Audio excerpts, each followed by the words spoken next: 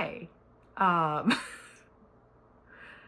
I had so many ideas recently and I filmed nothing.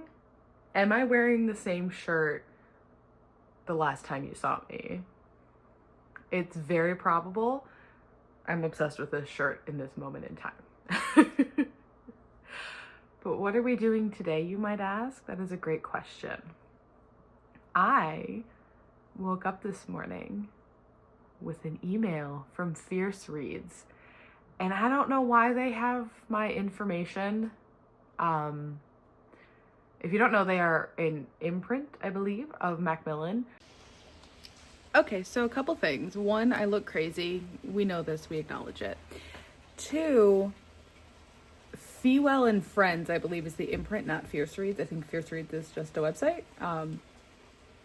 I'm really unclear. Fierce Reads is the one who reached out to me, but I'm pretty sure the imprint that Marissa Meyer is under is Fewell and Friends. So there's that.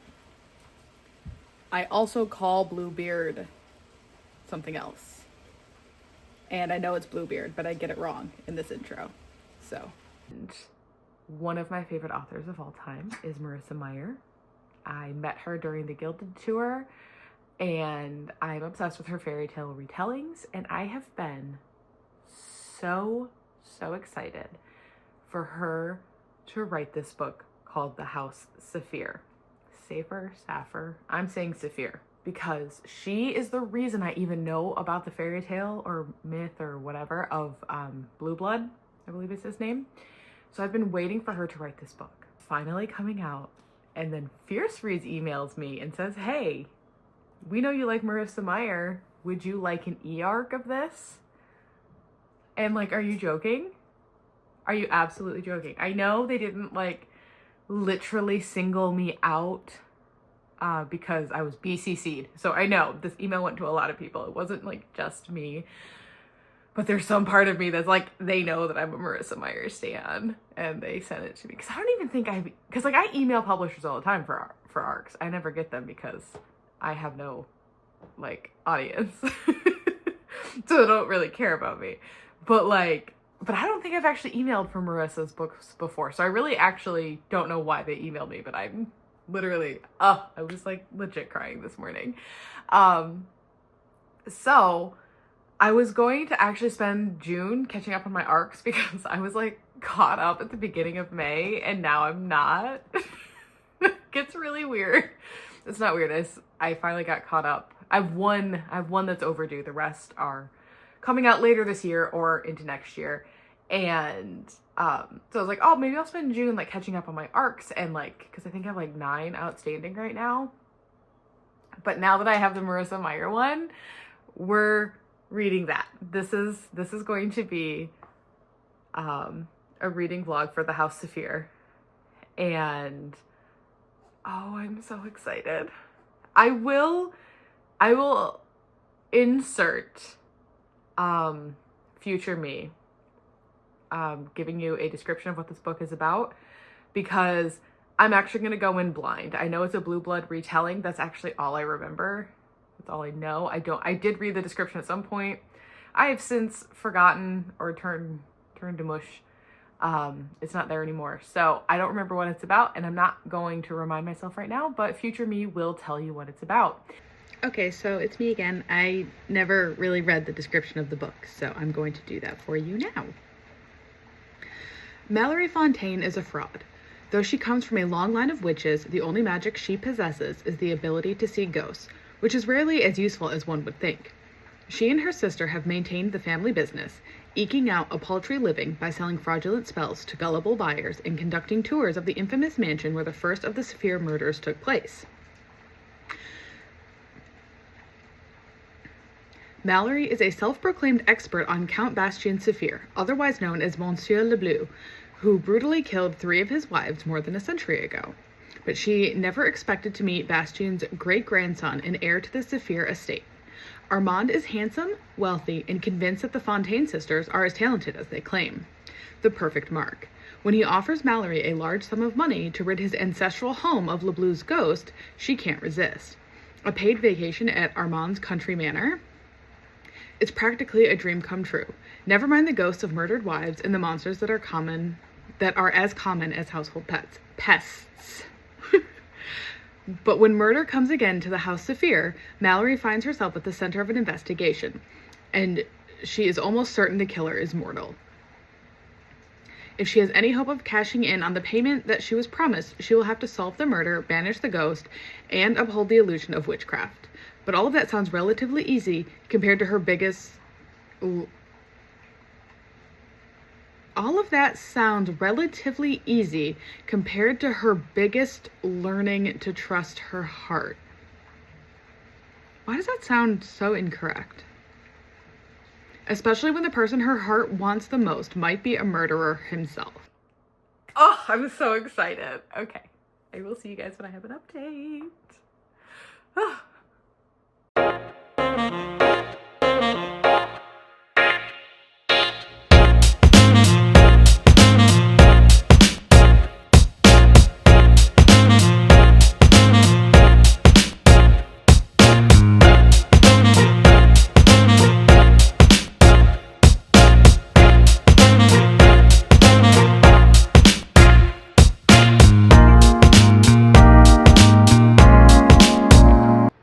I don't know what to say.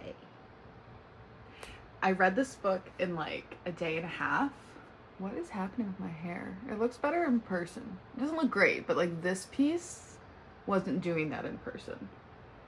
That definitely is a logical sentence. So here's the thing, guys, okay?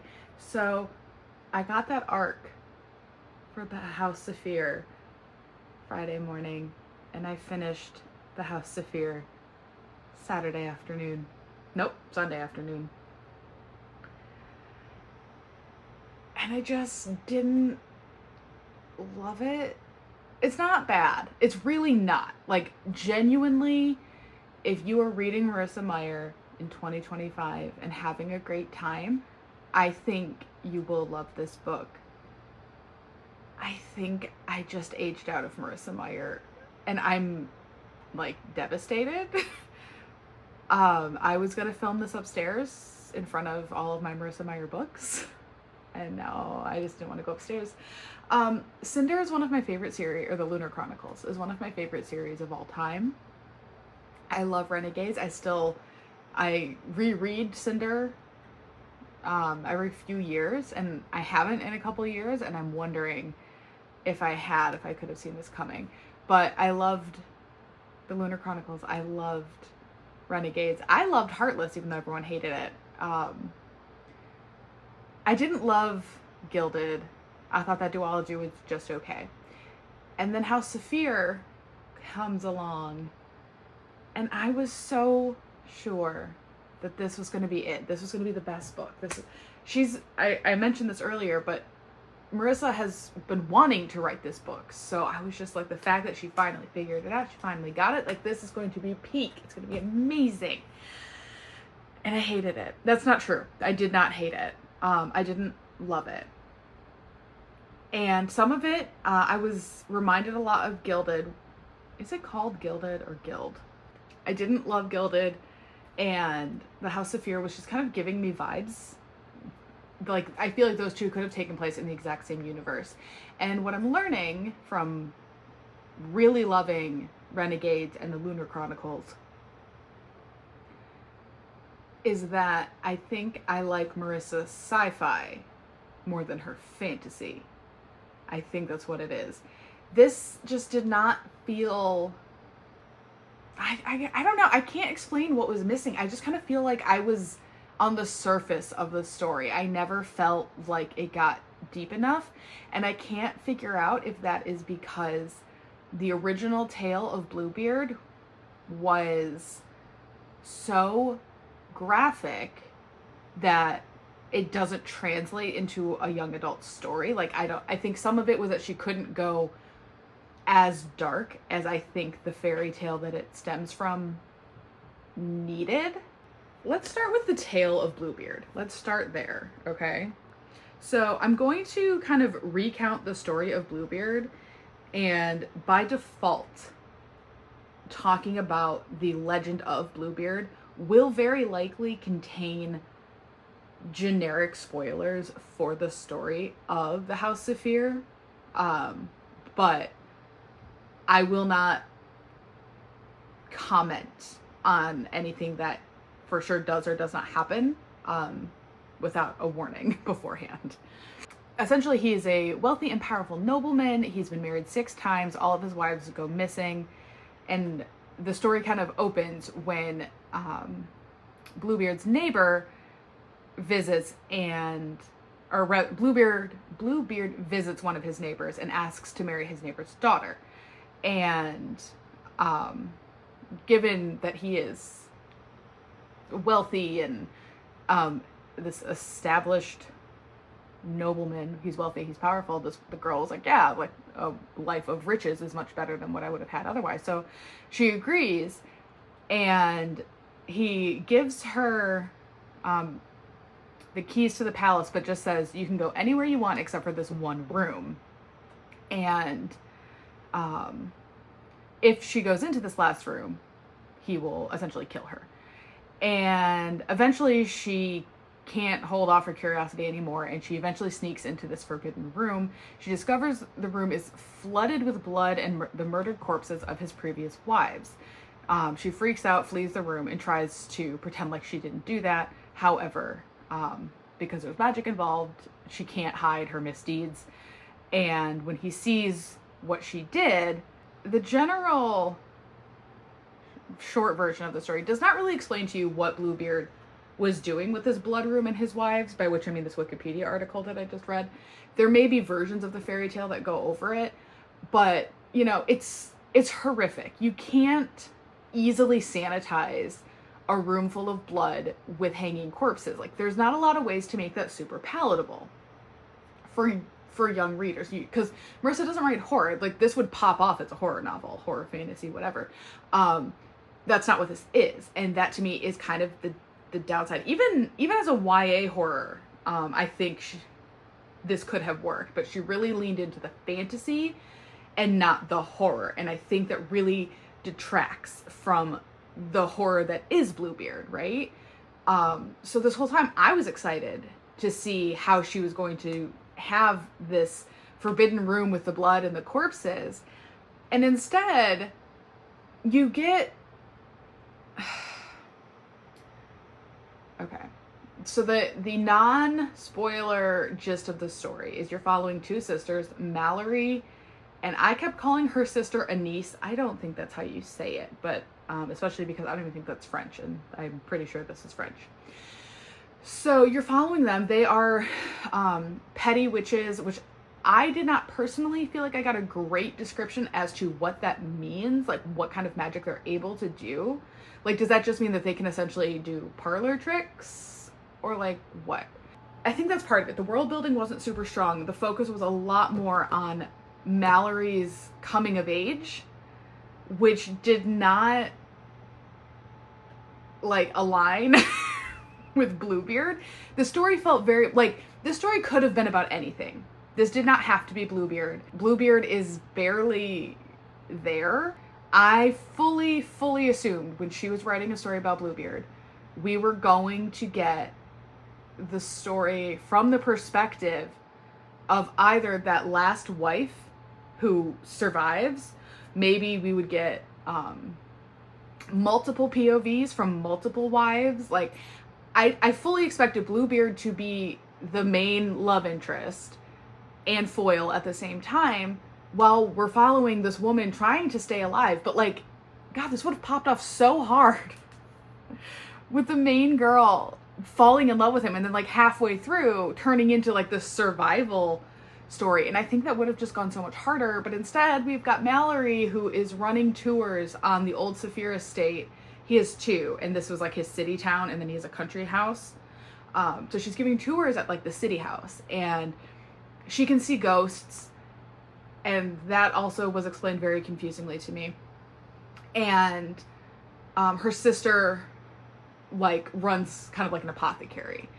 And while she's running this tour, she gets called out for trespassing, and they were going to arrest her. But it turns out that the heir was actually on the tour, and he's like, no, she's not trespassing. Like, I'm cool with this. And so they kind of just, like, the people who were going to arrest her kind of like disappear for like a minute. And then, so Armand is the heir. He is Bloodbeard's like great grandson, I think, something like that. And he tells Mallory, hey, I know you and your sister are witches. I need your help because Bluebeard is actually back from the dead. His ghost is now haunting my house. You guys are witches. You can help me get rid of him. So that's like the bulk of the story, is the two sisters going to the country estate and trying to get rid of Bluebeard, who, again, is not really on page and not really a threat. His great big plan, I understand why it's a threat, but I never felt concerned at any point. And maybe this would have been better as a series. Maybe this would have been better as a short story. The length that it's at feels just incorrect. I called every plot twist from a mile away. And I think a lot of that comes from me not being the target audience. I don't think me clocking the plot twist is a fault of the book. Because I had that with the Lunar Chronicles as well. And I still loved that. I knew early on there was like one or two things in the Lunar Chronicles that did manage to surprise me. But overall, because I'm an adult, it was YA, and it didn't feel like... And there's stories that we are familiar with or can easily look up in the case of Bluebeard. So the plot twist in this one, though, they felt like they should have had more weight, and they didn't. But they very well may for the target audience. So I don't want to discredit that. Like, I think me just being too old and reading as much as I read, there was no way that plot, most of them weren't going to be incredibly obvious. So I don't want to say that just because I clocked them so early means that the target audience would also feel that way. Like, I think this is a me problem, not necessarily a book problem. I never felt that they were in danger. Even when they were in danger, I never felt like they were in danger. And it feels hypocritical for me to complain because something I love about the Lunar Chronicles is that it's cozy, and I normally don't like cozy fantasy, which perhaps maybe that's why I don't like this. Maybe this is just a cozy YA fantasy and that's just not my vibe, and that's okay. But like, to me, I felt like I was supposed to care way more about the budding romance, and I didn't, but it was also so poorly laid out. Like, I would not say romance is Marissa's strongest, despite the fact that it's in all of her books. I don't know that it's her strongest characterization. But I've always felt the romantic tension enough. Like, I've always been like, okay, like, I know exactly who's going to pair off, and I think it works. I think they're cute. I love them. You know, like, I've never... In this one, I was like, okay, I guess this is the romantic pairing I'm supposed to care about. I never cared about them. Ever. And I think that's what's devastating me. I don't know what I've even said. I've been talking for 20 minutes and I have come no closer to understanding my thoughts or feelings on this book, other than it's just missing something, and I cannot figure out if that something is I need to be a teenager again or if it's actually just not a strong book. And the fact that I cannot have an in-depth conversation about this for like 6 months is gonna kill me. Because by the time it comes out, I am not gonna care anymore because I will have moved on. I don't foresee me rereading this, so I don't know that I'm gonna... I mean, honestly, let's be honest. If this ends up getting a beautiful first edition, I will buy it, but I'm not confident I'm gonna buy this one. And that, like, I don't love her contemporary stuff. Like, I read Instant Karma. I didn't love it. I didn't bother reading its sequel. I haven't read her middle grade book. And she's got another book or graphic novel coming out shortly. I probably won't read it. But I really thought her fairy tale retellings were just like always going to be a hit for me. And the fact that it's not... Oh, May has been an awful reading month. Everything I've read, like, my pace has slowed down, which is fine. Reading is not a competition, no matter how much I like to gamify it with myself. But everything has just been so mid. I have not read something that like made me feel deeply, made me feel passionate, that I just like couldn't put down. And I don't even know how long. I've had some good books. I've had books that I've read and loved. I've had a lot of books that I've enjoyed the ride from, but have forgotten the second I put down. But like May especially, I've just been like barely wanting to read. And maybe I should. Maybe I should stop reading for a minute and just like wait until something calls me. I will never do that. I don't have the brain power to not be reading at all times. But I was so hoping the House Saphir was going to be it. I was so excited, and I gave it 4 stars. Honestly, it's probably 3.5, and I rounded it up because I love Marissa, but it's probably a 3 if we're being really honest. It needed, you know what? I think at the end of the day, it needed to be a horror story, not a romance. And it wasn't really a romance either. Let me be clear. There's like one kiss. But it is a soft fantasy that has romantic elements and barely touches on horror. And it needed to be heavy on the horror. So, with all that being said, I don't know what to make of this vlog. It's not a good vlog. My apologies. I just needed to talk about my feelings about this book, and it's just word vomit. But my closing thoughts would be, if you like Marissa Meyer, I think this is fine.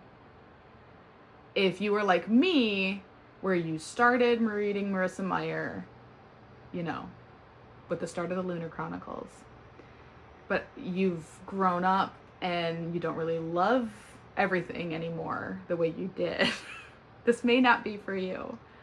It's kind of like, my thought is, if you're already on the fence, this is probably not going to be the one that makes you love her. And if you already love her, you were going to love it anyway. Or, you know, be kind. But yes, if any of you have read the ARC, or if any of you are watching this after it comes out, please talk to me about it. Let me know how you felt, particularly if you were a fan of her in the past, or if this is your first Marissa Meyer. I'm very curious how people are going to feel about this one, because it feels like it has a lot of potential and it went nowhere. But maybe that's just me. Maybe I'm the problem. I probably am. Anyway, I will see you guys in another video in the future, and I hope you guys are all having a fabulous day. I hope things are going well. Take care of yourself, and I will see you guys in the future. Bye.